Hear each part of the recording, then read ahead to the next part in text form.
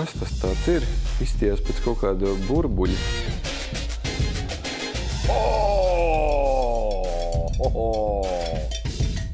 Man nav kaut kas pie vaiga pielipis. Labdien! Šodien esam atkal ieradušies pagatavot nezināmās receptes, kuras man piedāvā un sagādā Santa Marija kopā ar Pie galda sadarbībā ar sociālajiem medijiem. Noteikumi, kā jau vienmēr pavisam skaidri, ņemam rokās telefonu, vēram vaļā, skatāmies, kas man ir atsūtīts. Kas tas tāds ir? Izties pēc kaut kāda burbuļa. Kaut kas uzpūsts, kaut kas gaisīgs, kaut kas kraukšķīgs, tekstūrīgs, tas vienmēr ir trendīgs un garšīgs. Īstenībā šis varētu būt labs arī saldajā versijā. Man te viss kaut kas ir salikts, acīm redzot, uz saldo pusi. Tā, lai salāts būtu ne tikai priecīgs, bet arī laimīgs, tad mēs ņemam laimu. Te man ir vīnogas, es visticamāk izmantošu tikai zaļās, bet paņemsim abas divas uzreiz. Sākam mēs ar mango. Ja jums mājās ir parastais kartupeļu mizotājs, tad šis darbiņš krietni vieglāk padodās ar mizotāju. Es jums parādīšu arī vienu mazu triku, kā sagriezt foršu mango. Rekur, te ir sēkliņa. Sēkliņas augšanas virziens ir šeit. Tātad apmēram centimetru no sēkliņas.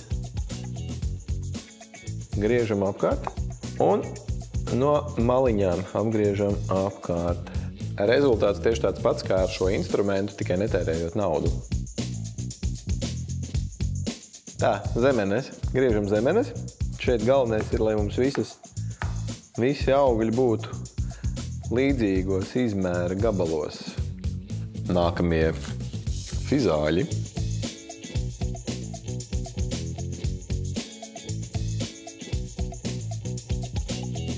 Tad mēs viegli samarinēsim mūsu augļu salātus, pieliekot mazliet vaniļas pudercukuru un laimsulu. Mēs sajaucam mūsu augļu salātus. Tagad tas, ko mēs darīsim, pirms mēs cepam mūsu kraukšķīgos, mēs uztaisīsim mūsu krēmīgos, un to mēs darīsim ar kokos riekstu krēmu. Pievienosim arī te vaniļas cukuru.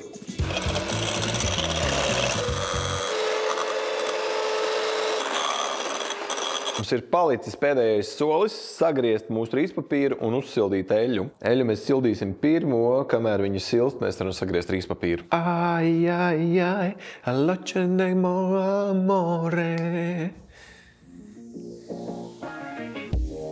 Šito te darot, man ienāca nerātnības galvā. Rīs nūdeles.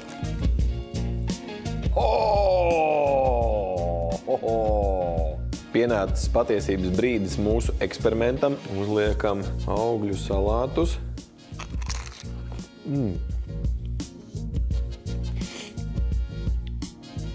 Man nav kaut kas pie vaiga pielipis pie gadījuma. TikTok trends ir izdevies.